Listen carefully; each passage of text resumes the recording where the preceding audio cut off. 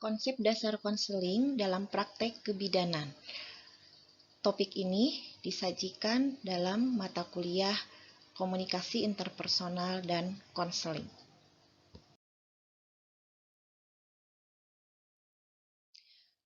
Assalamualaikum warahmatullahi wabarakatuh. Semoga mahasiswa semuanya ada dalam sehat walafiat. Saya Yinandor Inayati pada kesempatan ini akan membahas topik tentang konsep dasar konseling dalam praktik kebidanan. Selamat menyimak. Terima kasih.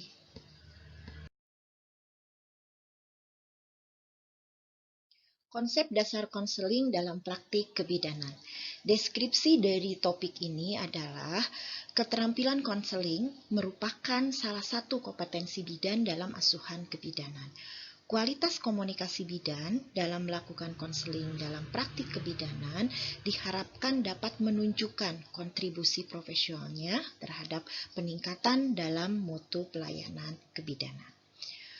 Tujuan dari pembelajaran topik ini diharapkan mahasiswa mampu memahami konsep dasar konseling dalam praktik kebidanan. Dan ini ada beberapa referensi yang dipakai dalam pembahasan konsep dasar konseling dalam praktik kebidanan.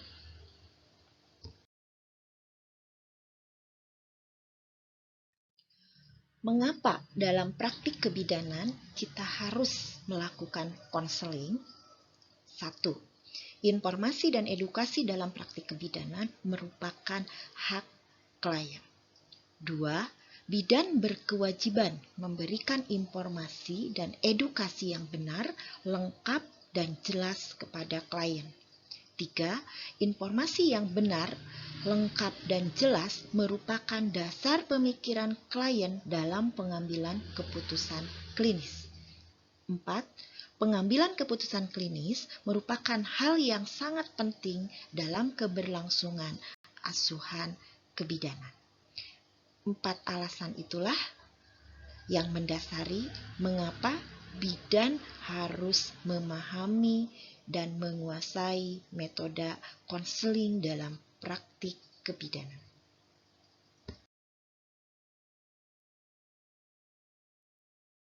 Berikut ini merupakan gaya lama konseling yang selama ini dilakukan oleh bidan. Pertama, tidak memiliki ruangan khusus. Yang kedua, tidak memiliki waktu cukup untuk berdiskusi dengan klien. 3. Hanya fokus pada keluhan klien. Bidan tidak menggali informasi lebih banyak dari klien secara maksimal. 4. Hanya menjawab pertanyaan klien. 5. Bidan mendominasi dalam pemberian informasi. 6. Informasi yang diberikan cenderung seragam untuk semua klien. 7. Kendala bahasa antara klien dan bidan, terutama yang menyangkut bahasa lokal. 8. Klien tidak memahami bahasa medis yang disampaikan oleh bidan. 9. Proses pemecahan masalah dan pengambilan keputusan belum dapat dilakukan karena minimnya informasi yang diberikan oleh bidan. 10. Keputusan klinik banyak ditentukan oleh bidan dan klien hanya mengikuti saja tanpa disertai dengan pemahaman yang baik tentang keputusan klinis tersebut. Itulah gaya lama konseling yang selama ini dilakukan oleh bidan. Hal ini menggambarkan bahwa bidan tidak memahami tentang apa itu konseling. Dan hal ini menyebabkan klien tidak puas dengan pelayanan yang dilakukan oleh bidan.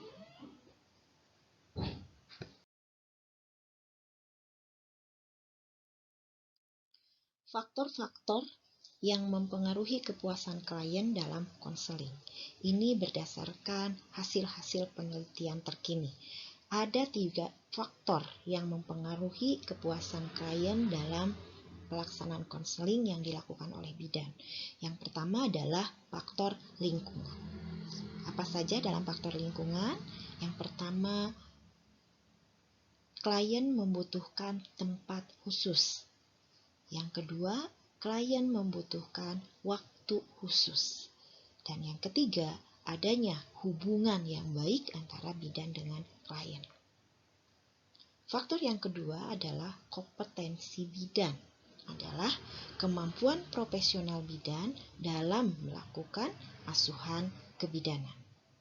Dan faktor yang ketiga adalah kemampuan bidan dalam melakukan konseling. Di sini bidan dituntut untuk memahami teknik dan metode komunikasi dan konseling.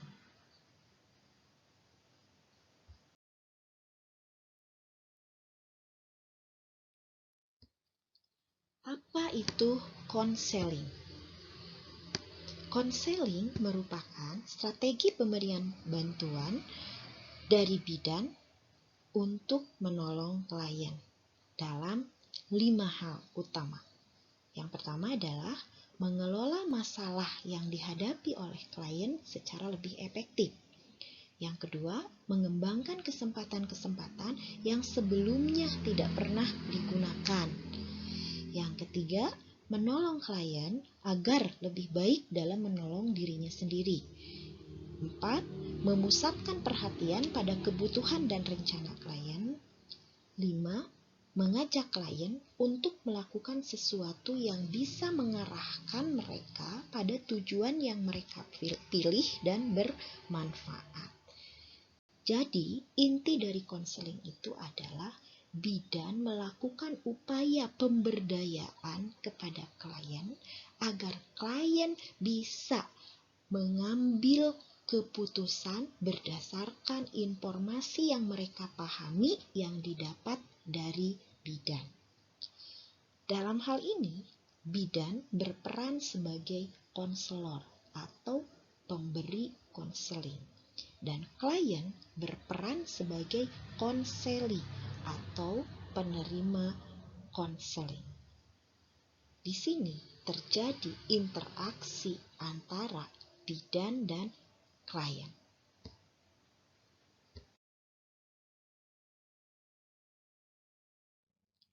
Bagaimana perbedaan dalam memberikan nasihat, memberikan penyuluhan, dan melakukan konseling? Nasihat. 1. Memberikan klien apa yang sebaiknya dilakukan. 2. Menasehati perilaku di masa lalu dan di masa kini. 3. Bersifat mengarahkan. 4. Menjelaskan akibat yang dipertanggungjawabkan oleh klien sendiri. Dan yang kelima, proses mengharapkan klien mengikuti apa yang dianjurkan. Penyuluhan. 1. Adanya pembicara 1 orang atau lebih. Komunikasi biasanya dilakukan lebih banyak dalam bentuk komunikasi verbal. Bersifat umum. Yang keempat, sasarannya adalah orang banyak. Kelima, targetnya mengetahui informasi. Dan yang keenam, bersifat fleksibel, bisa formal atau bisa informal. Itulah perbedaan nasihat dengan penyuluhan.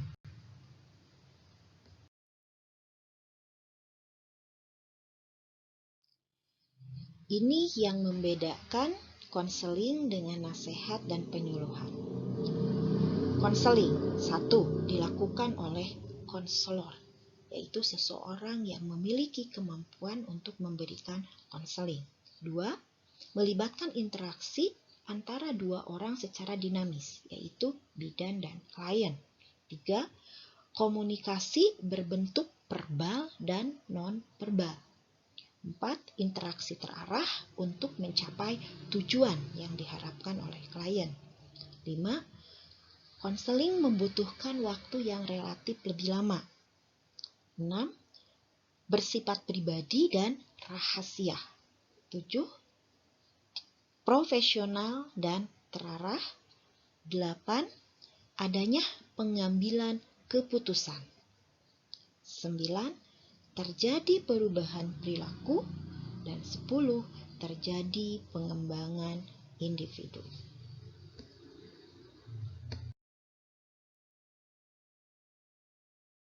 Berikut ini akan dibahas 19 keterampilan yang harus dimiliki oleh bidan sebagai konselor dalam melakukan konseling. Yang pertama adalah attending dan membangun hubungan baik.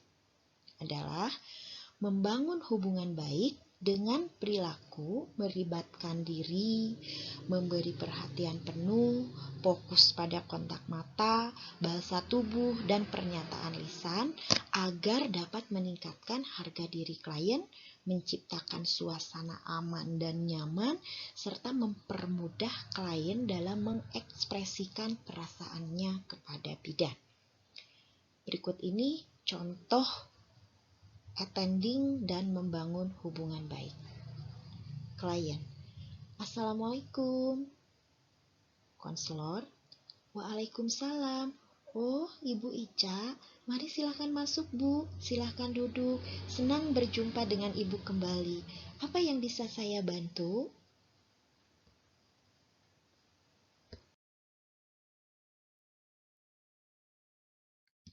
Keterampilan konseling yang kedua adalah membangun komunikasi dua arah.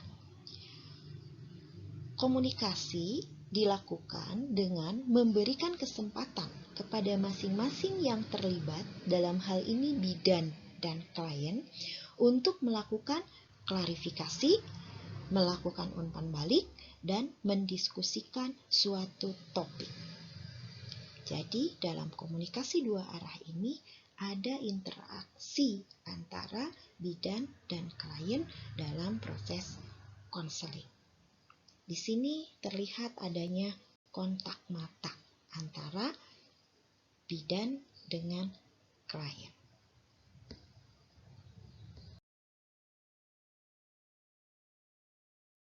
Keterampilan yang ketiga adalah empati.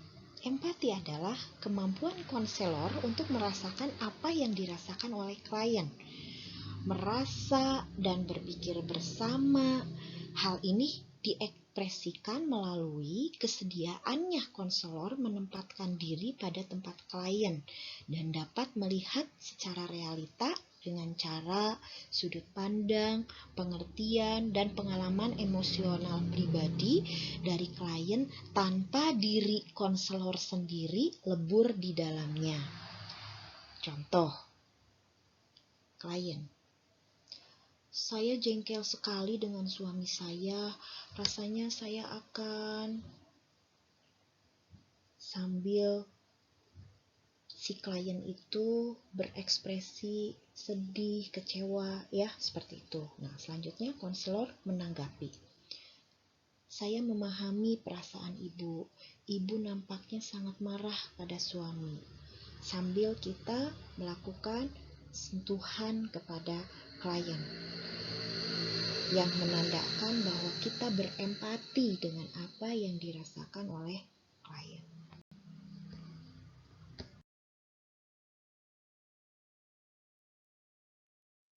Keterampilan konseling yang keempat adalah refleksi. Ada 3 refleksi yang harus dimiliki oleh seorang konselor. Yang pertama adalah refleksi perasaan, yaitu keterampilan konselor untuk memantulkan atau merefleksikan perasaan klien sebagai hasil pengamatan, baik itu secara verbal dan non-verbal. Yang kedua adalah refleksi pengalaman, yaitu keterampilan konselor untuk memantulkan pengalaman-pengalaman klien sebagai hasil dari pengamatan perilaku verbal dan non-verbal dari klien. Yang ketiga adalah refleksi isi atau pikiran, yaitu kemampuan konselor untuk memantulkan ide, pikiran, pendapat klien sebagai hasil pengamatan terhadap perilaku verbal dan non-verbal dari klien. Contoh, klien, dia mengatakan, betul Bu, konselor, saya mengerti Ibu begitu sedih dan tidak bersemangat ketika menceritakan masalah ini. Sambil melihat bahwa ekspresi klien itu menampilkan bahwa kita memahami apa yang dirasakan oleh klien ketika klien mengemukakan suatu masalah.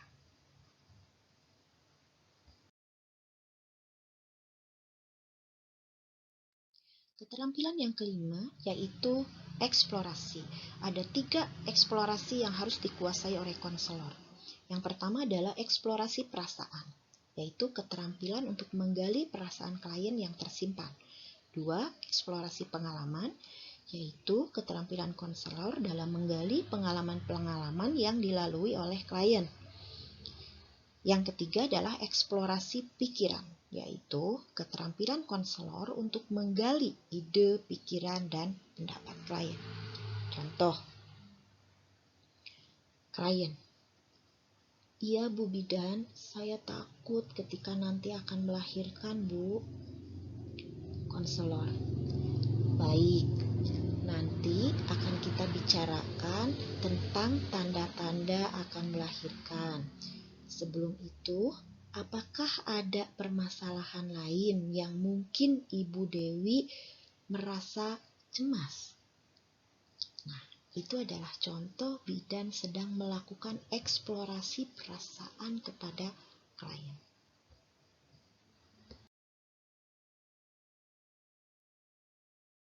Keterampilan konseling yang keenam adalah menangkap pesan utama yang disampaikan oleh klien. Menangkap pesan utama artinya mengatakan kembali esensi atau inti dari ungkapan klien yang menyatakan secara sederhana, mudah dipahami dengan bahasa konselor sendiri. Tujuannya adalah untuk memahami, untuk meringkas, untuk memberikan arah wawancara, dan untuk pengecekan persepsi. Contoh, klien, saya deg-degan Bu, apakah saat saya melahirkan nanti bisa lancar atau tidak? Saya takut kalau nanti bayinya nggak nangis atau sayanya dijahit. Konselor, oh jadi selain Ibu cemas akan kapan dimulainya persalinan, Bu Dewi juga cemas tentang proses persalinan itu dan keadaan bayi Ibu ya Bu. Nah, di sini bidan menangkap pesan utama klien yang menyatakan kecemasannya. Jadi, si bidan menyampaikan kembali bahwa si klien itu merasa cemas dengan bahasa konselor sendiri.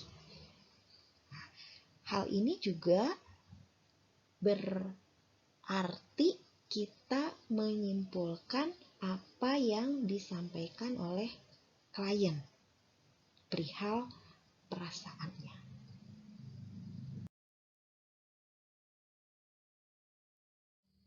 Keterampilan konseling yang ketujuh adalah bertanya. Ada 2 pertanyaan yang biasanya dilakukan oleh seorang konselor. Yang pertama adalah pertanyaan terbuka, yaitu keterampilan bertanya yang memungkinkan memunculkannya pernyataan-pernyataan baru dari klien. Nah, jadi pertanyaan terbuka ini mungkin akan menimbulkan pernyataan atau pertanyaan-pertanyaan lanjutan. Yang kedua adalah pernyataan tertutup, yaitu pertanyaan-pertanyaan tertutup yang harus dijawab dengan jawaban ya atau tidak. Contoh, misalnya, klien, kata ibu saya pagi-pagi biar nggak enek minum teh anget sama makan biskuit ya Bu. Lah, jadinya saya ya ikutin saja apa kata ibu. konselor. Lalu bagaimana rasanya setelah minum teh hangat sama makan biskuit, Bu? Nah, di sini klien mengungkapkan apa yang dia rasakan dan bidan memancing dengan pertanyaan kembali kepada klien.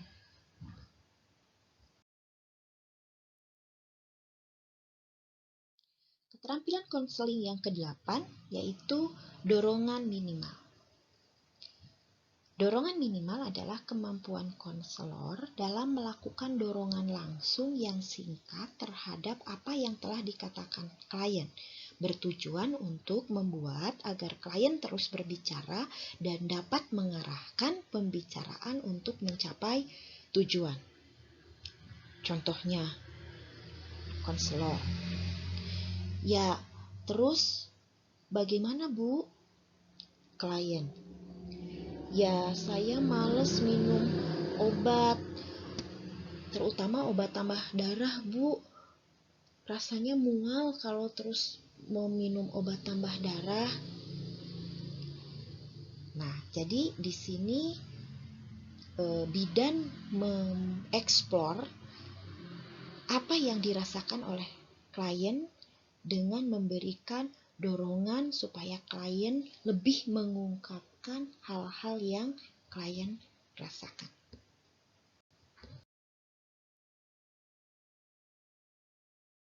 Keterampilan konseling yang ke-9 yaitu interpretasi adalah upaya konselor untuk mengulas pemikiran, perasaan, dan perilaku atau pengalaman klien dengan merujuk pada teori-teori untuk memberikan rujukan, pandangan, atau perilaku klien agar klien berubah melalui pemahaman dari hasil rujukan baru tersebut. Contoh, misalnya, klien, berarti keputihan saya nggak berbahaya ya, Bu? Konselor, iya Bu Tami, ini tidak berbahaya. Tetapi nanti kalau keputihannya berubah warnanya menjadi kekuningan atau kehijauan, berbau, gatal-gatal, ini yang akan mempengaruhi bayi ibu dan nanti harus diperlukan pengobatan. Untuk itu, Ibu Tami tidak perlu khawatir tentang keputihan ini bisa membahayakan bayi ibu karena Ibu Tami tidak mengalami gejala-gejala yang tadi saya sebutkan yaitu kehijauan, bau, dan gatal-gatal. Nah, dalam contoh ini bidan memberikan penjelasan kepada klien dengan merujuk kepada teori-teori untuk meningkatkan pemahaman klien dan menjelaskan hal-hal yang dikhawatirkan oleh klien berdasarkan teori yang dimiliki oleh bidan.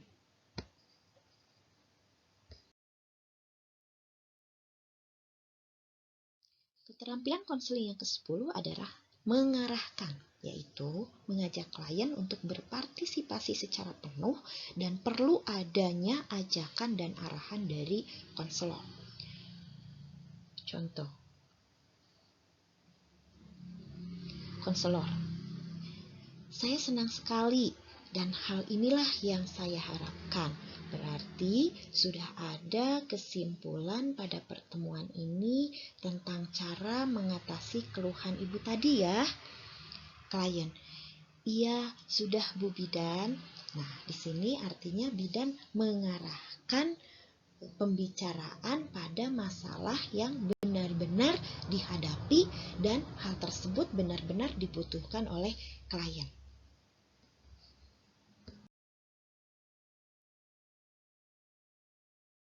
Keterampilan konseling yang ke-11 adalah menyimpulkan sementara.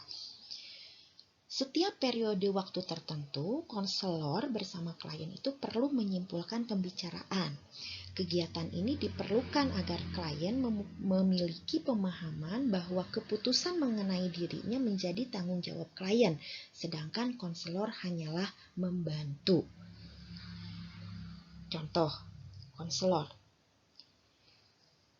Jadi Bu Emma ini sekarang nafsu makannya berkurang ya? karena mengalami mual oleh bau makanan. Klien, oh begitu ya Bu ya.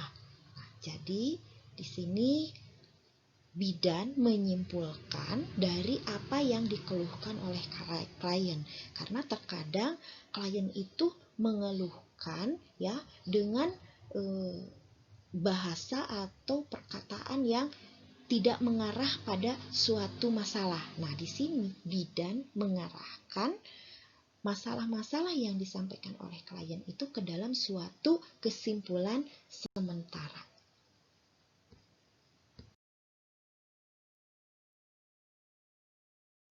Keterampilan konseling yang ke-12 adalah memimpin atau leading. Leading dilakukan agar pembicaraan dalam wawancara konseling tidak ngelantur atau menyimpang. Nah, seorang konselor harus mampu memimpin arah pembicaraan sehingga nantinya mencapai tujuan. Contoh, klien. Saya senang dengan kehamilan ini Bu Bidan, tapi biaya persalinan sekarang tidak murah lagi. Anak saya yang besar mau masuk SMP dan yang kecil sudah minta bantuan pada mertua. Nanti juga tidak mungkin Bu Bidan ada info pekerjaan tidak untuk saya Bu Bidan agar saya bisa mencarikan dana untuk biaya persalinan. Konselor. Jadi ibu ini bingung tentang biaya perawatan dan kehamilan serta persalinan nanti ya Bu ya. Nah, di sini bidan menyimpulkan tentang pernyataan yang disampaikan oleh klien sehingga klien tidak melebar permasalahannya dan bidan di sini memimpin wawancara tersebut agar tetap ada di tracknya untuk mencapai tujuan dari konseling tersebut.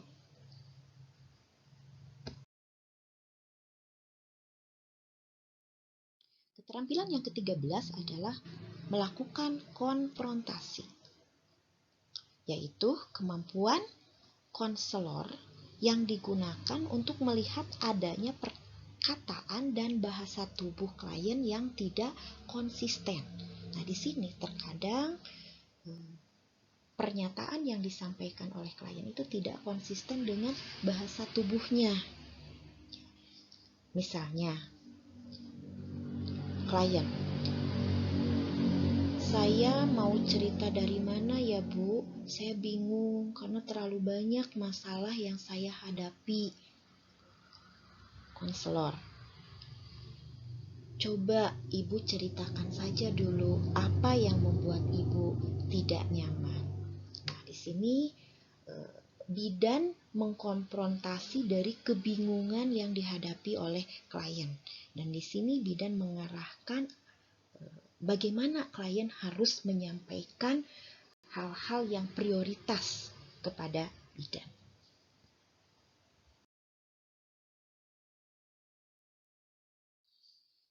Keterampilan konseling yang ke-14 yaitu pemberian informasi. Pemberian informasi ini merupakan hal yang sangat penting dalam pemberian konseling, di mana di sini konselor menyediakan informasi yang jelas dan mudah dipahami, informasi yang sederhana dan sesuai dengan kebutuhan klien, sehingga memungkinkan klien untuk mengajukan pertanyaan dan mendiskusikan pemikirannya tentang hal-hal yang diberikan oleh bidan. Contoh, konselor. Baik Bu, akan saya jelaskan faktor-faktor yang menyebabkan terjadinya mual. Antara lain adalah pengaruh dari hormon kehamilan. Klien, iya Bu. Nah, berarti di sini bidan memberikan penjelasan kepada klien sesuai dengan keluhan dan dikaitkan dengan teori-teori yang dikuasai oleh bidan berkenaan dengan keluhan-keluhan yang disampaikan oleh ibu. Dan di sini kita harus berinteraksi dengan klien dan harus melihat apakah klien ini sudah cukup memahami atau masih ada hal-hal yang ingin didiskusikan lagi.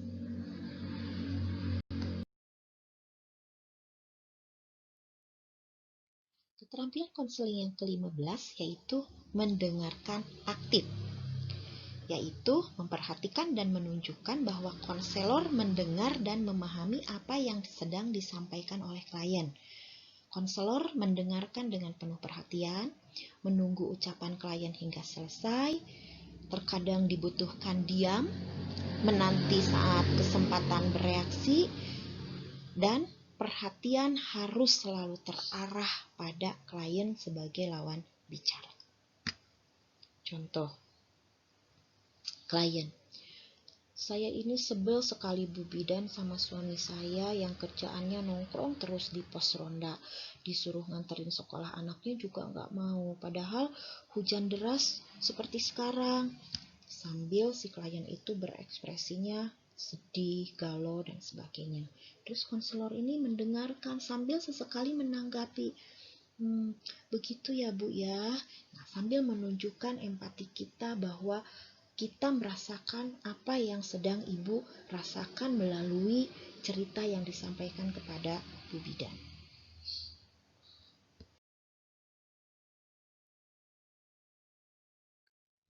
Keterampilan konseling yang ke-16 adalah memudahkan atau memfasilitasi. Adalah memberikan proses bantuan untuk memecahkan masalah. Membantu klien dan keluarganya untuk menemukan solusi yang berasal dari diri mereka sendiri maupun memberikan dukungan terhadap tindakan yang harus dilakukan. Memfasilitasi dalam pemecahan masalah ini didasari dari pemberian informasi yang sudah diberikan oleh bidan. Contoh, konselor. Dari beberapa alternatif untuk mengatasi mual muntah yang sudah saya sampaikan tadi, kira-kira alternatif keberapa yang mampu Ibu lakukan? Klien, sepertinya saya lebih suka untuk mengkonsumsi minuman jahe Bu Bidan. Nah, dalam hal ini bidan memberikan kesempatan kepada klien untuk memilih kira-kira mana hal yang lebih dipilih klien untuk mengatasi masalahnya itu. Jadi di sini bidan berperan untuk memfasilitasi pengambilan keputusan yang dilakukan oleh klien berdasarkan informasi yang sudah diberikan oleh bidan.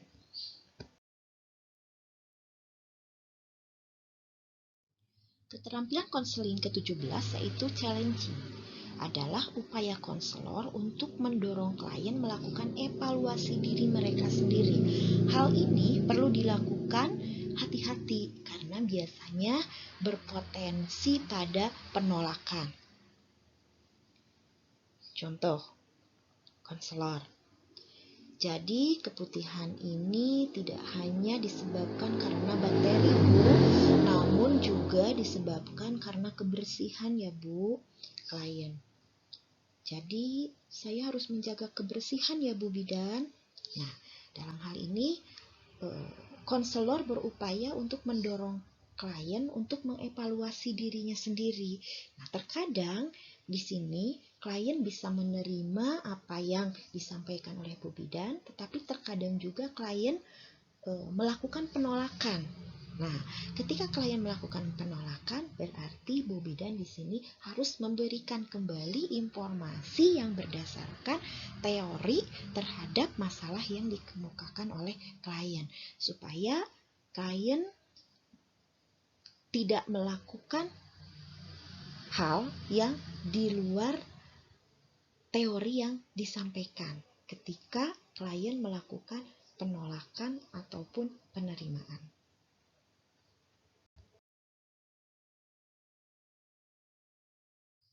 Keterampilan konseling yang ke-18 yaitu menyelidiki. Konselor melakukan penyelidikan untuk membantu klien mengetahui, memperhatikan, mengeksplorasi, mengklarifikasi, atau mendefinisikan masalah lebih jauh. Jadi, dalam keterampilan menyelidiki ini, konselor mengeksplor lebih banyak tentang hal yang diketahui oleh klien. Contoh, apakah suami Ibu sudah mengetahui tentang kehamilan ini? Klien, Gimana ya Bu? Sebenarnya saya sudah bercerai dengan suami saya.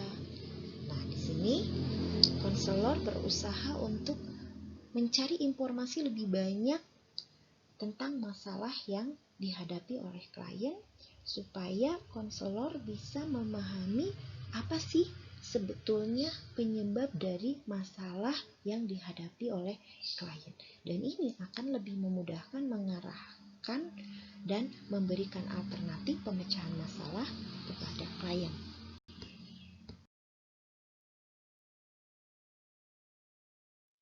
Keterampilan konseling yang terakhir adalah menyimpulkan.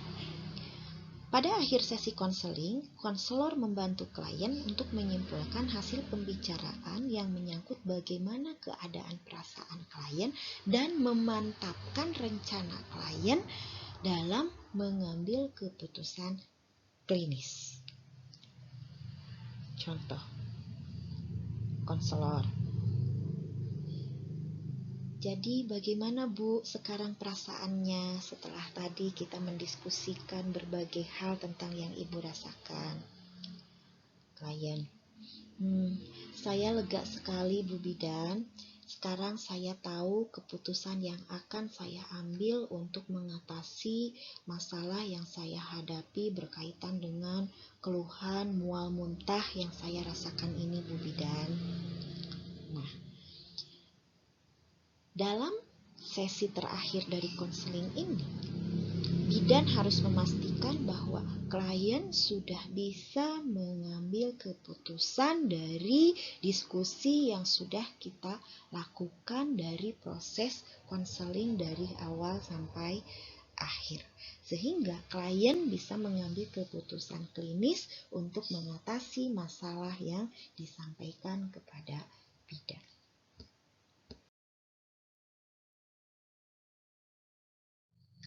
Berikut ini adalah tahapan yang harus dilakukan dalam proses konseling. Ada 3 tahapan yang harus dilakukan. Yang pertama adalah tahapan awal, yang kedua tahapan inti, dan yang ketiga adalah tahapan akhir. Tahapan awal. Yang pertama adalah membangun hubungan baik. Yang kedua, melakukan penafsiran dan penjajakan dari masalah yang disampaikan oleh klien. Yang ketiga adalah mendiskusikan kontrak waktu yang akan dilakukan dalam proses konseling. Tahap yang kedua yaitu tahap inti. 1. Memberikan tanggapan tentang masalah yang disampaikan oleh klien. Yang kedua, memahami masalah dari diri klien. Dan yang ketiga, mengarahkan untuk mencarikan solusi. Dan yang keempat, menetapkan tujuan yang ingin dicapai untuk memecahkan masalah yang dihadapi oleh klien. Tahap yang ketiga yaitu tahap akhir. 1. Memutuskan perubahan sikap dan perilaku.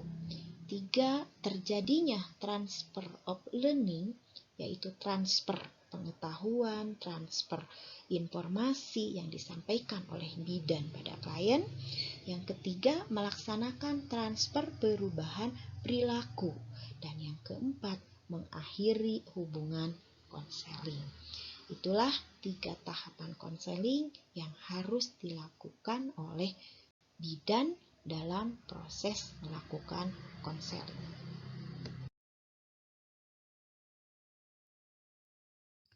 Berikut ini adalah contoh dialog konseling antara bidan dengan klien dengan topik kehamilan.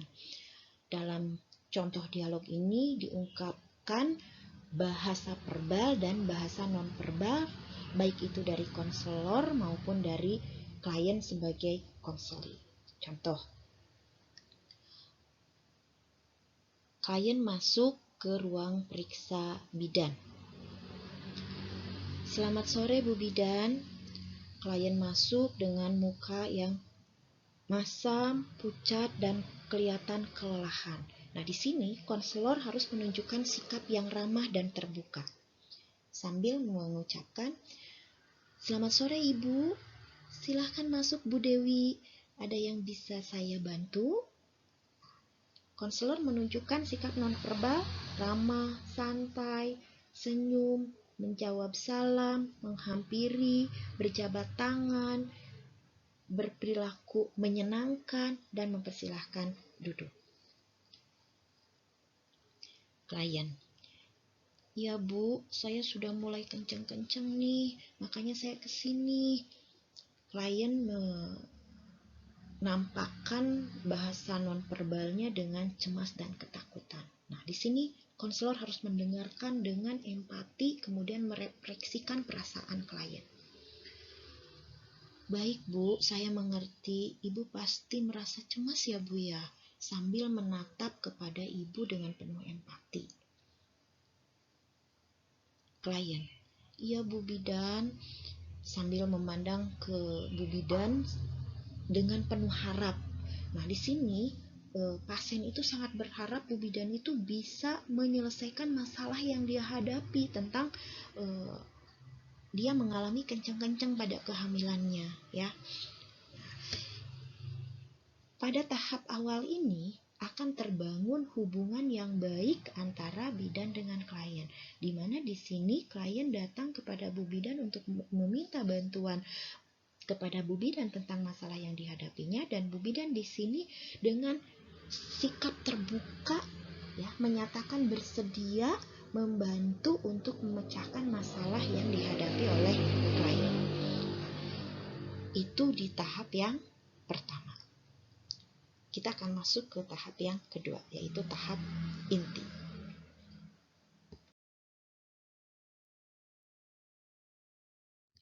Kita memasuki tahap kedua dari proses konseling. Tujuan dari tahap 2 atau tahap inti konseling ini adalah mengungkapkan masalah dan mengembangkan dari masalah yang disampaikan oleh klien. Contoh, konselor: "Bisa Ibu jelaskan kembali kencang-kencang yang Ibu rasakan sekarang ini, Bu?" Sambil menatap kepada klien dengan penuh perhatian, menunjukkan bahwa bidan serius untuk mendengarkan apa yang ingin disampaikan oleh klien. Klien: "Ya Bu Bidan, kenceng-kencengnya kerasa kalau saya sedang duduk diam, kadang sebentar, kadang kenceng, kadang cuman selewat aja, gitu Bu Bidan."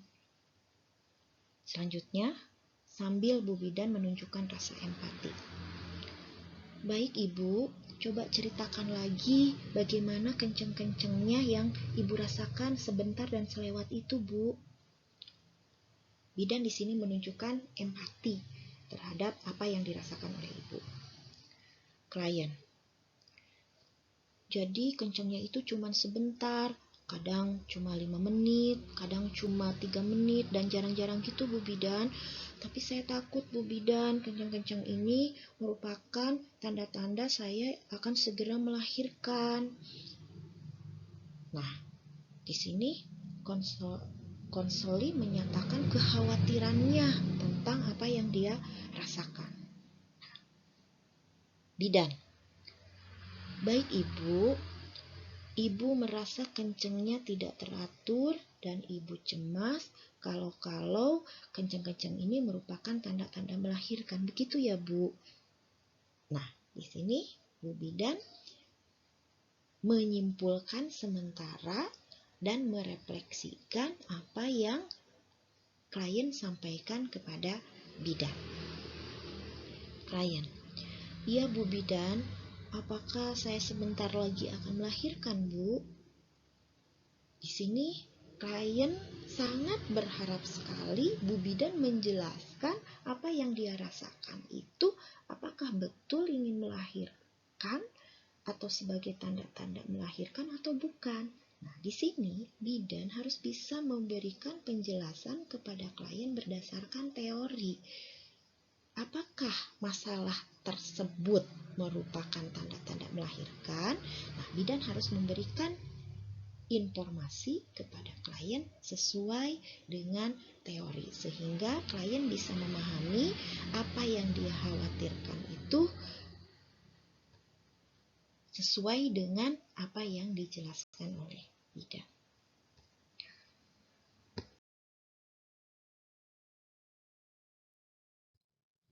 Selanjutnya, bidan melakukan eksplorasi lebih lanjut tentang keluhan klien. Bidan: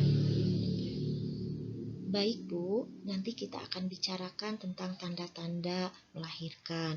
Sebelum itu, apakah ada permasalahan lain yang mungkin membuat Ibu Dewi merasa cemas? Nah, di sini bidan menampakkan atau harus memperlihatkan bahasa tubuh empati kepada klien. Selanjutnya, klien menjawab, saya deg-degan Bu, apakah saat saya melahirkan bisa lancar atau tidak ya?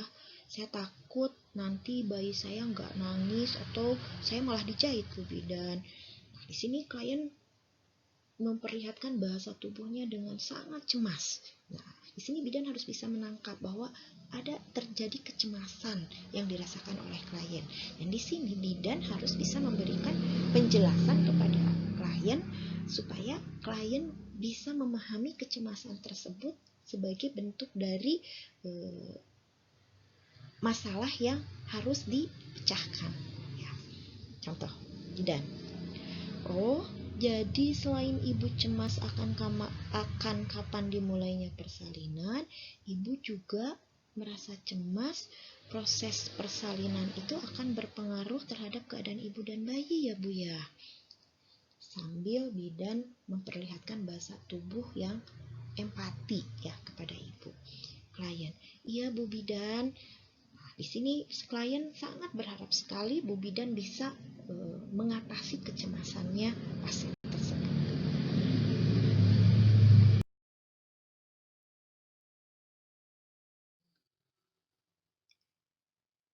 Bidan, jadi ibu mengalami kekhawatiran dan cemas tentang kapan mulainya dan bagaimana proses persalinan akan berlangsung serta keadaan bayi ibu. Nah, dari ketiga permasalahan ini manakah yang mau ibu bicarakan terlebih dahulu? Nah, di sini konselor mencoba mengarahkan, meledingkan suatu masalah terhadap prioritas masalah yang perlu lebih dahulu dipecahkan. Karena di sini ibu menyampaikan ada 3 hal permasalahan yang sangat ibu khawatirkan ya. Nah, di sini bidan mencoba mendiskusikan dengan ibu mana dulu nih masalah yang harus dipecahkan terlebih dahulu. Artinya di sini bidan melakukan apa? Melakukan refleksi, focusing, dan leading. Klien, mungkin tentang kapan dimulainya proses persalinan dulu Bu bidan. Nah, di sini klien sudah bisa mencoba memprioritaskan masalah yang harus terlebih dahulu dipecahkan bersama. Bidan, baiklah Bu, kita bicarakan dulu tentang tanda-tanda mulainya persalinan. Sebelumnya, apakah Ibu sudah tahu apa saja tanda-tanda Ibu akan bersalin? Nah, di sini bidan mulai melakukan eksplorasi lagi dengan pertanyaan terbuka. Klien menjawab, oh, yang saya tahu keluar itu ya Bu ya, apa namanya ya Bu ya? Klien terlihat berpikir, itu mungkin Bu air ketuban, sambil menatap konselor. Artinya klien itu menyampaikan hal yang dia tahu, tetapi dia juga mengharapkan bidan itu mengkoreksi apa yang sudah dia sampaikan. Nah, di sini waktunya bidan untuk memberikan informasi dengan merefleksikan hal yang disampaikan oleh klien. Ya, benar sekali Ibu, keluar air ketuban memang salah satu tanda bayi harus segera dilahirkan. Nah, di sini bidan memberikan salah satu informasi tentang tanda persalinan kepada ibu.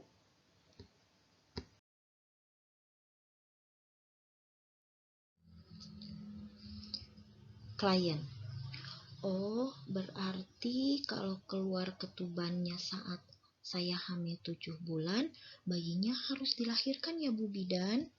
Nah, di sini klien menampakkan bahasa tubuh yang sangat cemas, khawatir, dan juga ingin klarifikasi tentang hal yang dia ketahui. Nah, selanjutnya bidan di sini harus memberikan klarifikasi dengan teori-teori yang bidan ketahui tentang hal yang dikhawatirkan oleh klien. Bidan: iya Bu, betul sekali. Kalau boleh saya tahu, Ibu dapat informasi dari siapa tentang bayi yang harus dilahirkan meskipun usia kehamilannya masih 7 bulan ini? Nah, di sini bidan mencoba melakukan eksplorasi tentang pengetahuan yang diketahui oleh ibu. Selanjutnya, klien menjawab, kebetulan Bu, itu pengalaman kakak ipar saya. Dulu kakak ipar saya hamil 7 bulan dan ketubannya keluar. Kata dokter bayinya harus dikeluarkan. Nah, di sini bidan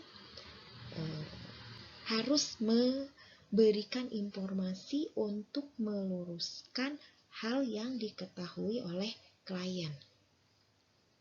Bidan: wah, Ibu sepertinya sudah banyak belajar ya tentang proses persalinan. Kira-kira ada hal lain nggak yang sudah Ibu ketahui tentang waktu mulainya persalinan? Nah, ini kita juga memberikan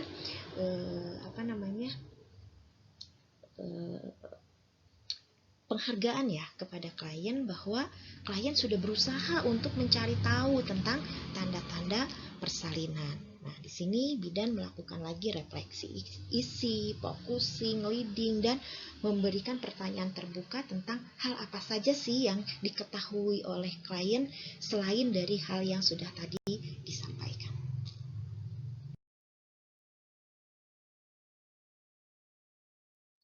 Klien: mules-mules Bu, saya sendiri masih bingung mulesnya kayak gimana ya. Di sini klien menyampaikan hal yang dia ketahui, tetapi juga klien meminta penjelasan lebih dari Bu Bidan tentang hal yang dia rasakan. Nah, Bu Bidan mencoba di sini memberikan informasi. Bidan: wah, benar sekali Bu. Saat seorang ibu masuk masa persalinan, pasti akan merasakan mules-mules yang teratur dan semakin bertambah sering. Teratur di sini artinya ibu akan merasakan mules yang jumlahnya teratur. Misalnya dalam waktu 10 menit itu pasti ibu merasakan mules 1 atau 2 kali bahkan 3 kali. Dan semakin lama semakin sering, berubah menjadi 4 bahkan sampai 5 kali. Namun ada juga ibu yang merasakan mules tapi belum teratur. Misalnya hanya beberapa saat saja, misalnya pagi-pagi menghilang lagi, setelah itu siangnya terjadi lagi. Nah, itu disebutnya mules palsu. Nah, di sini bidan memberikan informasi kepada ibu sesuai dengan teori atau rujukan untuk memberikan penjelasan yang dirasakan oleh ibu tersebut apakah masuk ke dalam mules untuk persalinan atau masuk ke dalam mules palsu. Nah, dari sini kita berharap klien bisa memikirkan atau bisa merefleksikan apa yang disampaikan oleh bidan itu dengan keluhan yang dia miliki.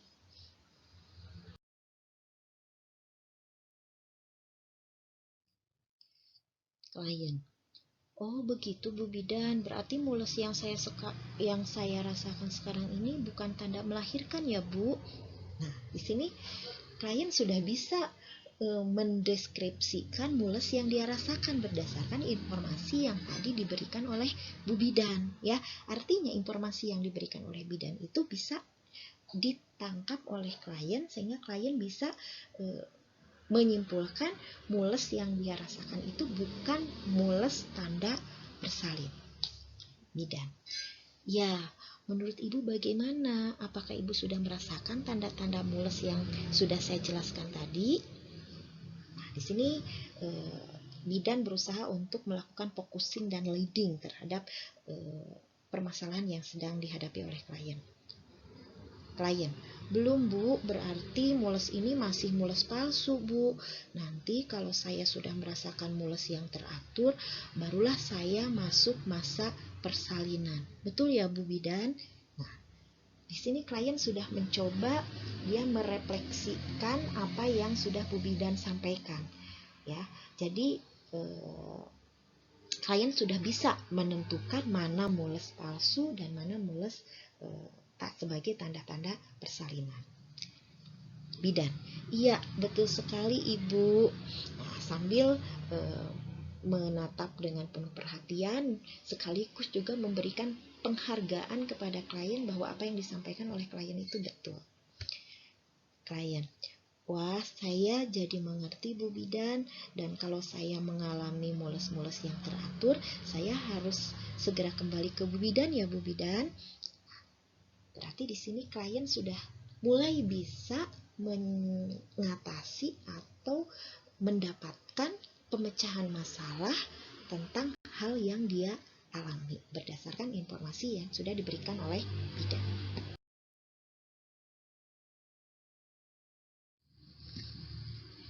Bidan, iya Bu, benar sekali. Nah, apakah ada hal yang lain yang masih Ibu bingung mengenai tanda-tanda mulainya persalinan?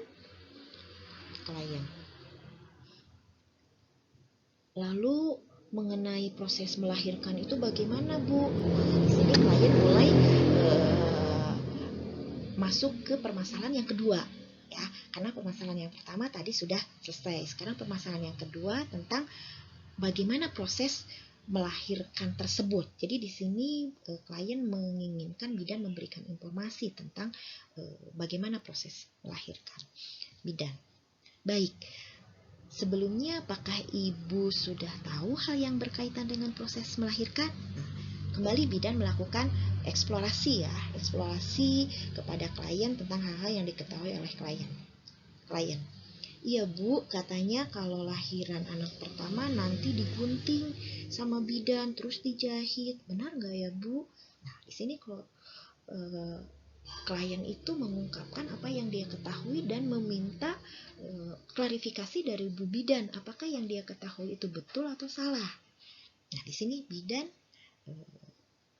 harus memberikan informasi berdasarkan teori tentang hal-hal yang dikhawatirkan oleh klien.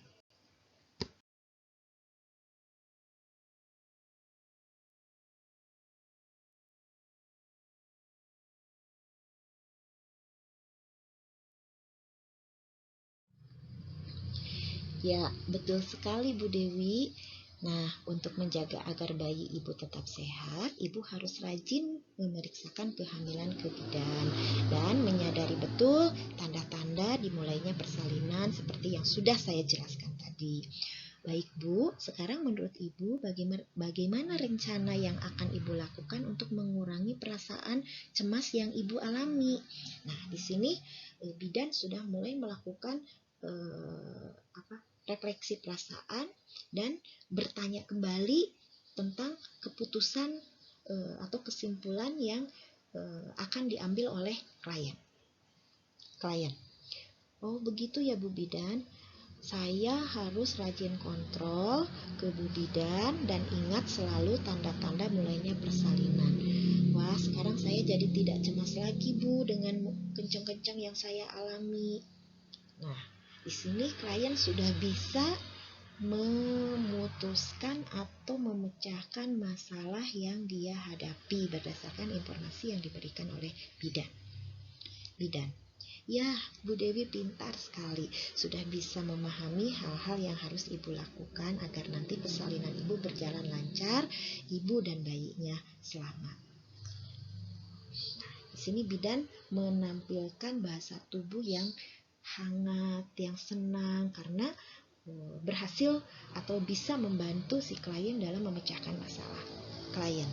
Iya Bu Bidan, terima kasih atas informasinya. Nah, terlihat kan di sini dari pembicaraan ini klien sangat puas sekali dengan apa yang disampaikan oleh bidan dan klien sudah bisa memecahkan masalahnya, mengatasi mules-mules yang dia rasakan atas penjelasan yang diberikan oleh bidan, sehingga dia bisa mengambil keputusan klinis bahwa mules-mules yang dirasakan oleh klien tersebut bukan sebagai tanda persalinan, tetapi hanya tanda persalinan palsu atau mules palsu, sehingga dia tidak perlu lagi cemas dan khawatir ketika dia merasakan gejala-gejala tersebut, dan dia harus kembali kepada bidan ketika dia merasakan tanda-tanda persalinan yang benar.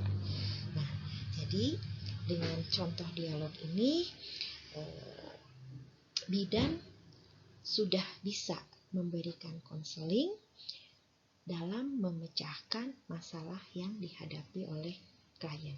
Dan pemecahan masalah itu dilakukan dan diputuskan oleh klien berdasarkan informasi yang diberikan oleh bidan.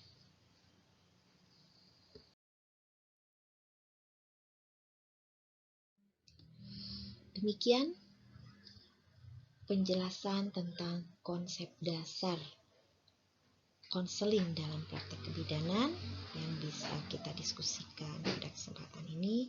Apabila ada hal-hal yang masih belum jelas atau perlu penjelasan lebih lanjut, silahkan sampaikan di chatroom berikut ini. Terima kasih. Mudah-mudahan bisa dipahami dengan baik. Ibu tutup dengan barokallah. Billahi taufik wal hidayah. Wassalamualaikum warahmatullahi wabarakatuh.